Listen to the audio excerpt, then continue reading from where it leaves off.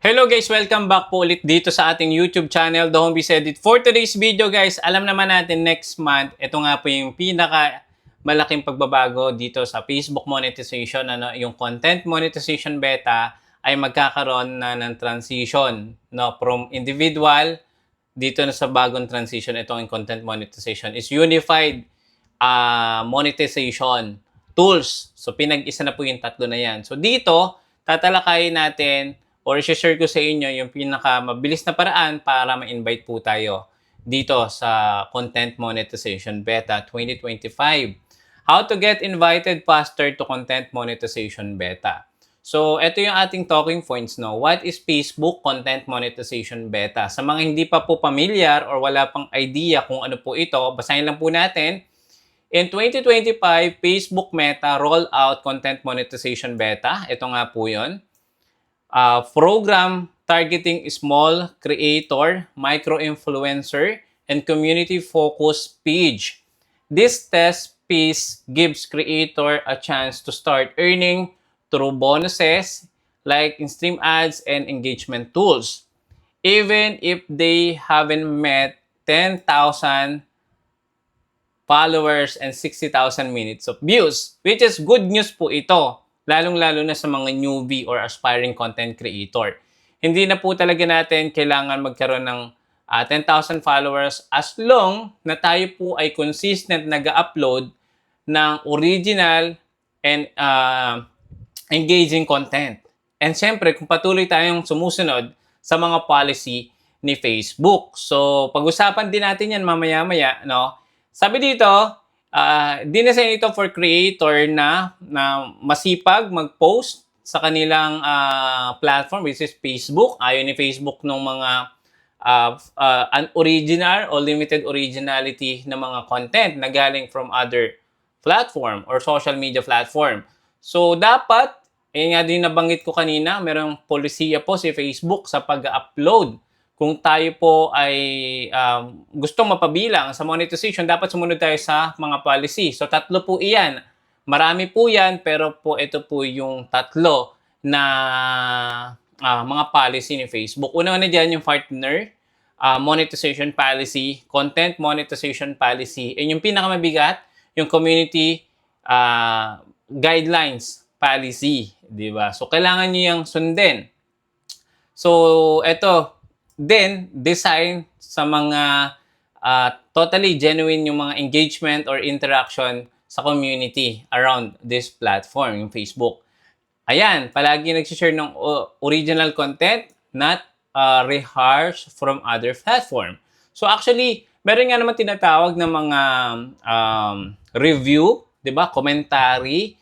Pwede yon as long na tayo po ay meron dinagdag na added value. So sa mga nagtatanong, pwede po ba yung commentary na content? Makakaiwas ba yan sa copyright? Makakaiwas ba yan sa violation? Depende po yan sa content or kinomentary nyo kung yan po ay related sa mga politics, sa mga violent issue, yung mga sensitive topics around na nakikita natin na pwede talagang mag-viral. But again, dapat sumunod yan sa policy ni Facebook. So, kung kayo po ay mag-commentary, make it sure no, na nagdagdag din tayo ng added value or meaningful enhancement dun sa content natin.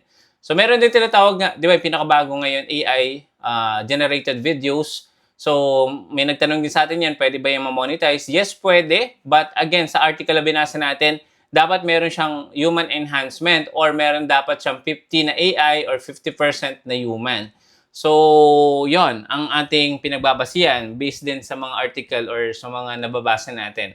So, eto po yung official info na pwede nyong makita. Iyan sa Facebook for Creator. So, ilalagay ko yung link dyan sa may description mamaya. Okay? And eto yung key benefit of beta program. So, ano nga ba advantage nito? Number one, magkakaroon tayo ng early access to monetization features without hitting all follower or threshold. So, kung kayo po ay monetize na at nagge-generate na kayo ng revenue from old individual tools po natin na tatlo. Like for example, meron kayong bonus program, in-stream ads, ads on Reels, Automatic yan guys, sa August 31, magiging unified na yan into content monetization beta. Kung hindi pa naman kayo monetize at wala pa kayong ads on Reels, in-stream ads, or performance bonus, instant naman po yan. Once na-qualify kayo, magkakaroon na kagad kayo ng tatlo na monetization features na yan. So actually, pwede nga rin tayong kumita sa content monetization via non-video format. So ano nga ba yung non-video format? Ito nga po yung photo, text, and stories. So pwede na rin kayo diyang kumita. Sabi dito, number 2, eligible for video bonus payout and performance-based payout reward. Bukod pa po, yung kita dun sa non-video format, yung photo, text, and stories, meron po yung pabonus si Facebook or meron kayong i-hit na engagement. Like for example, meron tayong nakita doon, pwede pa siyang makakuha ng added $500 kapag nag-upload siya ng 3 video. And yung 3 video na yun guys, per video, dapat makareach siya ng 10,000 engagement each. So, kaya bang i-reach yun at magkaroon ng bonus na $500 for example? The answer is yes. Pwede po yan. Actually, sa ibang bansa, mas malaki pa yung bonus na nakukuha compared dun sa kinikita sa short videos, 'di ba? So, tina-target din nila yung mga pa-bonus ni Facebook. Sabi dito, access to a new creator tools or Meta Business Suite. So, ito po yung kaibigan natin. Once na tayo is nag-turn on ng professional dashboard, magkakaroon tayo ng Meta Business Suite. Pwede tayo dito guys kumuha din sa new creator tools ng mga non-copyrighted song na pwede nyong i-edit or gamitin sa inyong pag-upload ng mga video para maiwasan yung mga copyright report or issues, di ba? So, yun. Eto, isa pa to, perfect for emerging creator or yung mga newbies, local influencers, and page members or page manager. So, lahat po talaga tayo is pwede naman pabilang dito as long na tayo nga po ay masipag, consistent, at nag-upload ng original and engaging content. And siyempre, sumusunod dito sa policy ni Facebook. Again, kapag nga po tayo makulit or pasaway dito kay Facebook, pwede nga po ma-disable or ma-suspend yung page natin. Based on my own experience po, yung personal account ko as of this recording is suspended siya. I don't know kung bakit. Base naman sa chinek ko sa email ni Facebook ngayon is dahil daw sa cybersecurity na post. I don't know kung saan yung related. Pero nagkaka-glitch kasi si Facebook. So sa pag-upgrade ng system, 'di ba? Mostly kasi ang nagche-check na ng ating mga report or appeal is AI na, 'di ba? More on nagde-detect na ngayon ng mga violation is AI. So matagal talaga, hindi naman talaga kaya kaagad 'yan i-review lahat ng ating mga reported or appeal issue. So kailangan lang natin maghintay, but don't worry guys kapag naibalik ulit yung account ko, ay update ko kayo lahat. Okay? And paano natin maiwasan na hindi na ulit tayo ma-suspend? So, yung last, syempre, opportunity to grow while getting paid to build content habits. Nag-upload na tayo ng mga content natin, natututo na tayo bilang emerging content creator or newbie, natututo na tayo paano tayo magsalita sa harap ng camera, paano tayo mag-interact, sumagot sa mga comment section. Kung nagla-live kayo, mas, di ba, nabuboost yung confidence nyo na mag-interact sa wider community nyo sa platform na yon. So, nag-grow na kayo at the same time pwede pa kayong kumita ng pera, 'di ba? Or ng extra opportunity. Kung kayo may ginagawa, 'di ba? Pwede niyo yang isabay sa pagko-content. Actually, sabi nga meron tayong napanood na isang video, kung meron kayong mga business, no, pwede niyo isabay sa online kasi I don't know, yung isa sa billionaire ata nagsabi nun, kung yung ating business ay wala sa internet, we are now out of the business. So, parang ganon. So, hindi lang sa atin pwede makatulong yung pagiging content creator or pag-start na mag-build, mag-leverage gamit yung social media. So, nakakatulong din yan kung meron kayong mga businesses na pwede nyo i-promote. Meron kayong mga products na pwedeng i-promote through online. So, hindi lang naman tayo nag-i-stack doon sa revenue. Pwede tayong kumita through different way, di ba? Pwede tayong kumita sa pagpo-promote ng mga products using affiliate marketing. Pwede tayong mag-share ng mga digital products at marami pang iba. Nasa internet na po lahat at pwede lahat po tayong magkaroon ng opportunity. So, depende na lang yan guys kung talagang ipe-pursue nyo. Okay? So, kung ang pagpe-pursue naman natin is mali, like for example, focus lang tayo sa earnings, hindi tayo nagpo-focus kung paano tayo mas mag-grow as a emerging content creator or as a newbie, di ba? So, kailangan natin talaga pag-aralan, kailangan natin sumunod sa mga policy ni Facebook. Huwag natin guys, i-aim kagad yung malaking kita kasi ako, na-experience ko naman yan before na way back 2020, nag-start tayo dito, wala talagang nanonood, wala talagang kita. Pero nung naging popular na yan, nagkaroon ng biglaang opportunity. So, nakasabay tayo. Kasi may idea tayo kahit papano. So, ngayon, dahil sa tulong na din ng AI, mas napapabilis na din yung pag-upload ng mga content ngayon. So, i-take advantage na habang maaga pa. Sumabay na tayo. Sabi dito, how to get invited ng mas mabilis. So, ito yung 7 powerful tips to increase your chance to getting invited to the Facebook monetization beta. So, bilisan na lang natin, ano? Number 1, dapat tayo mag-post, no? Kung kaya, 3 to 5 videos per week or 2 video per day kung kaya nyo. Umaga, gabi, pwede yon. Sabi dito, algorithms favors pages with consistent flow of fresh content.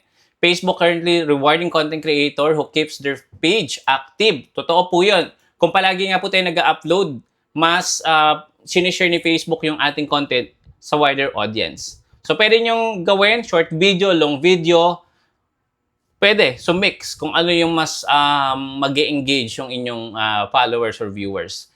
Pwede din kayo guys maglagay ng mga trending sound, no? Yung mga walang copyright, mas maigi po yun. Original audio, dapat kayo po yung nagsasalita.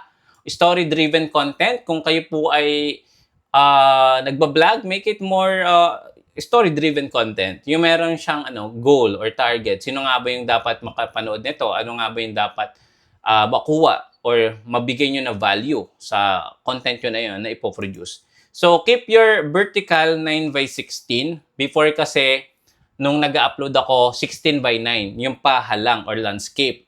Ngayon, vertical na, yung patayo na siya. Yan po yung ratio. Yan po yung ratio sa phone nyo na patayo siya na 9:16 yon. At least 60 seconds, no? Huwag nyo masyadong habaan, huwag nyo naman masyadong iklian. Okay? Yan yung tip number 1. Maging consistent lang tayo sa pag-upload. Make it an habit na din, isabay nyo na din, di ba? So, 60 seconds siguro, kayang-kaya nyo na yan. Di ba? Kayang-kaya na natin yan. Number 2, avoid natin yung mga violation. Okay, paano nga ba natin ma-avoid yung mga violation? Ayaw ni Facebook dito yung may mga sensitive topics, yung mga civic issue, yung mga bloody content, yung mga ganyan, yung mga accident. Yan, ako, ang bilis talagang mag-viral niyan.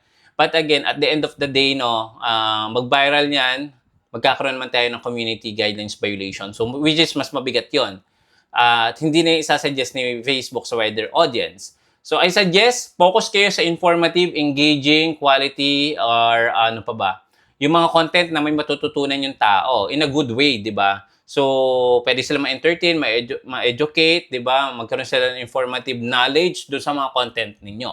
So, huwag nating i-allow na magkaroon tayo ng community standard violation, partner content monetization violation, or content monetization and partner monetization violation. So, palagi natin i-check yung monetization eligibility under Creator Studio or pwede nyo i-check sa inyong Facebook profile or even page. Punta kayo sa profile nyo, meron 3 bilog doon. I-click nyo palagi yung profile status para maging updated kayo kung meron pa ba kayong na-miss or meron kayong na-post na something na mag-trigger sa algorithm para magkaroon kayo ng violation. Number 3, balikan muna natin. Number 1, dapat maging consistent tayo. Avoid policy violation sa number 2. Number 3 naman, i-boost natin engagement, not just views. Ang kitaan po ngayon dito sa pinakabagong content monetization is nakabase na po yan kung gaano karami yung nag-engage doon sa video nyo. Ano nga ba yung kasama sa engagement? Yung comment, yung genuine comment, share, and then yung views, di ba? Or tawag dito, interaction nyo. Di ba? Meta now focus on engagement quality, not vanity metrics. Encourage viewer to comment, share, or tag your friends, di ba? So, pwede kayo magkaroon ng call to action. Yung call to action po, yan po yung nilalagay nyo o sinisingit nyo sa video nyo para po sila ay mag-comment mag-share at mag-tag. Like for example, itong gagawin natin. Kung nakaabot po kayo dito sa video natin sa tip number 3, wag nyo namang kalimutan mag-subscribe. Click the notification bell para sa susunod na content natin, manonotify po kayo kaagad. So, yun po yung isang example ng call to action. Encourage natin viewers natin na mag-comment, di ba? I-share at i-tag sa yung mga friends nyo. Okay? Reply to comment. This help trigger more notification. Ayan. Yun nga po, kung hindi nyo po kayo talagang balikan na yung mga nagko-comment sa inyo, pwede kayo mag-hire ng social media manager na magba-manage ng mga message. Ayaw na kasi ni Facebook yung auto-reply. Di ba nauso yan dati? Yung auto-reply or auto-response na bot. Pero ayaw na yan guys ni Facebook. So, I suggest instead na mag-connect kayo ng mga ganyang bot sa inyong page or profile, mag-hire na lang kayo ng sasagot. So, yun lang naman yung gagawin. Meron naman yung script na pwede nyong ibigay sa social media manager nyo na makakatulong din para ma-boost yung inyong engagement. Sabi dito, add CTAs. Yun nga po yung sinabi ko sa inyo. Drop a heart if you agree. So, yan din yung isang example ng call to action.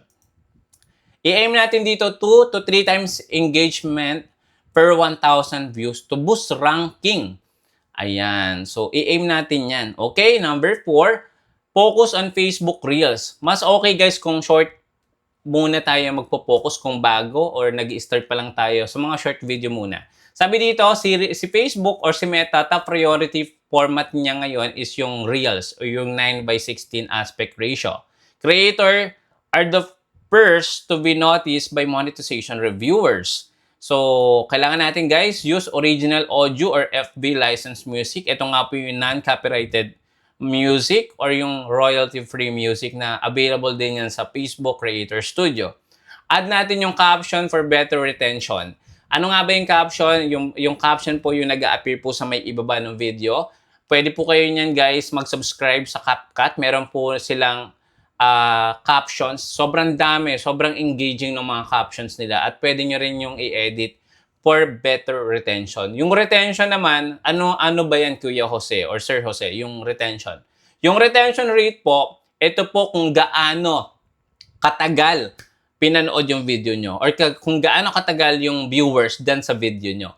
So, ang pasado sa retention rate is 80%. So, dapat sa 1 minute na content nyo, 80% nun, or 40 seconds, tama ba? Or 40 o 50 seconds dapat mag-retain siya, hindi sila umalis. Ganon yon. So, pag-aralan nyo din kung paano kayo magkakaroon ng hookable 3 seconds. Yung umpisa pa lang ng video nyo kaagad, mau-hook kaagad sila at hindi sila mag-i-skip or mag-swipe up. So, pag-aralan nyo yan yung powerful hook. Siguro, sa next video natin, tuturo natin yan yung powerful hook para hindi umalis kaagad yung mga viewers nyo sa inyong content. Ayan. Even 500 or 1,000 views per Reels consistently can help trigger the invite. So, yun sinabi yan dito sa Meta Reels Guide. Ayan. So, nandyan yan sa Meta Reels Guide. So, article natin yan. So, pero nawala na siya. So, dito tayo guys sa tawag dito, mag-focus sa tawag dito, sa views nyo. Even 500, 1,000 views yan per Reels, consistent nyo lang yan. Possible ma-invite na din tayo sa content monetization. Number 5, build a niche community. Ano nga ba yung niche? Ito po yung topic na pwede nyong simulan kung kayo po ay mag-i-start dito kay Facebook. So, Facebook favors focus creator who build dedicated audience. Like po, itong ginagawa natin sa YouTube at Facebook, no, nakapokus tayo more on topic related on Facebook monetization, resolving problems about Facebook, di ba? Yung mga payouts problem. So, palagi yan yung tinatopic natin. So, si Facebook, nire-reward niya yung mga ganyang content. Or actually, even sa YouTube, kung kayo ay nakaritin sa ganyang topic, mas binuboost po ng isang platform yung channel na yon kasi active siya dun sa topic na yon or sa niche na yon. So, yun yung sinishare ko sa inyo na tip. Number 1 dito sa tip number 5, choose 1 to 2 content pillars. Ito po yung haligi. Like for example tayo for more on tutorial or make money online. So, yun yung mga subcategory na pinili natin. Pwede rin kayo consider sa technology, lifestyle, or parenting. So, depende kung ano yung mas prepared nyo, yung ini-enjoy nyong gawin. Yan yung hanapin nyo na topic na pwedeng manood ang inyong mga viewers. Encourage, refit, interaction via comments or a question and answer. Pwede kayo mag-question and answer sa comment section or pwede nyo ilagay sa dulo ng video. 'Di ba? So, use follow for more tips. Yan po yung palagi ko sinasabi sa ating content. Kung gusto nyo pa ng mga ganitong content, no, follow for more, subscribe for more, or don't forget to like, comment, and share this video.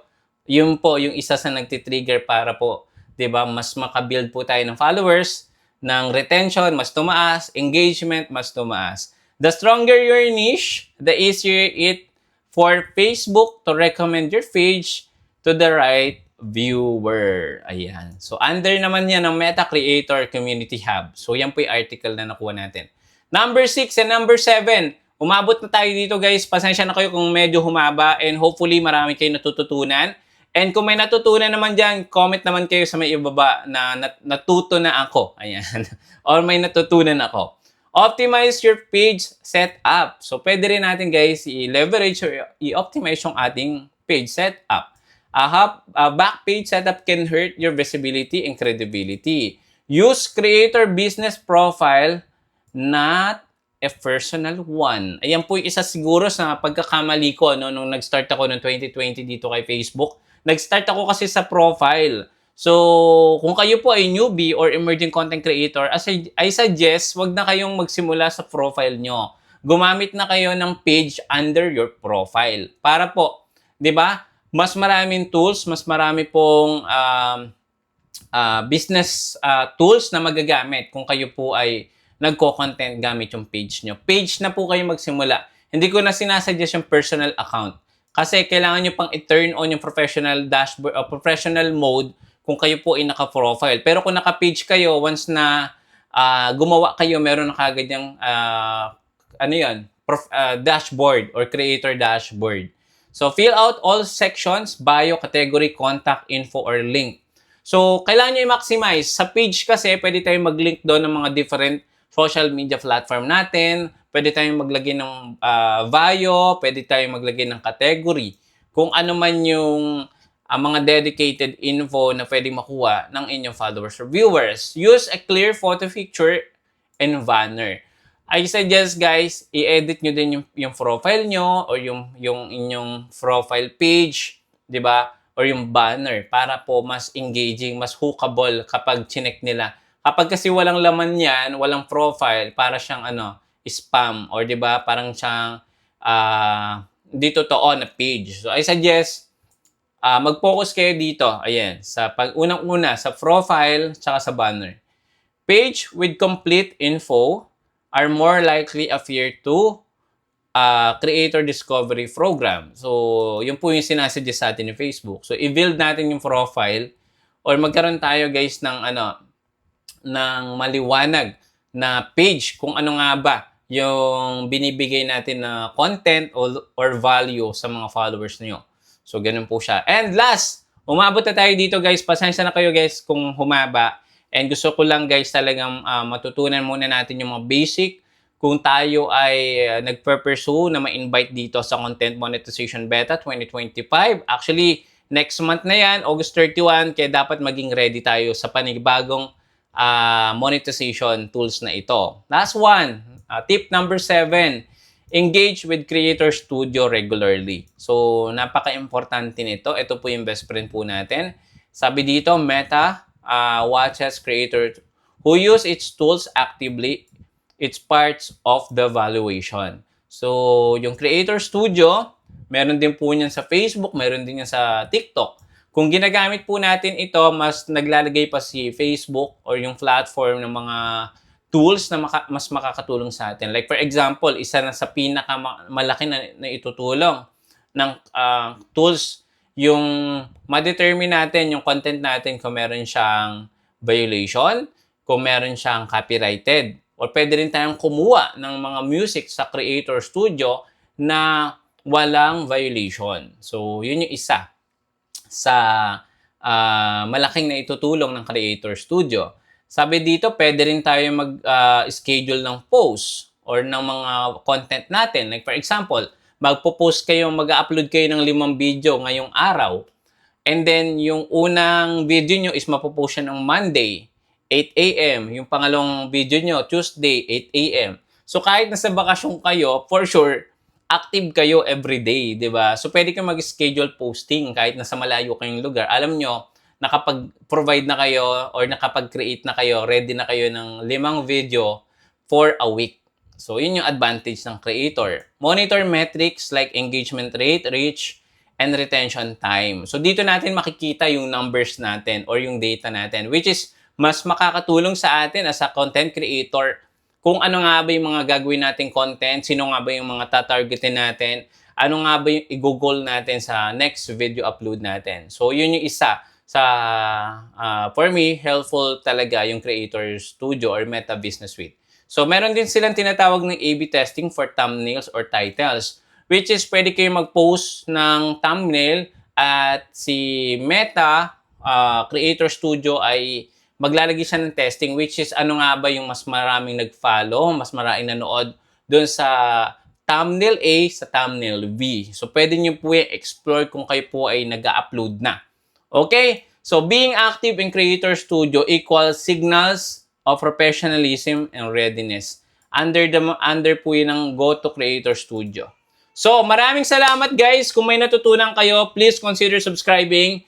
Click the bell icon para sa mga susunod na mga update dito kay Facebook at sa other social media platform. Lagi po kayong manonotify. Maraming salamat. Road to 200,000 followers na or subscriber na tayo dito sa Facebook. Maraming salamat. See you again sa next video. Bye-bye.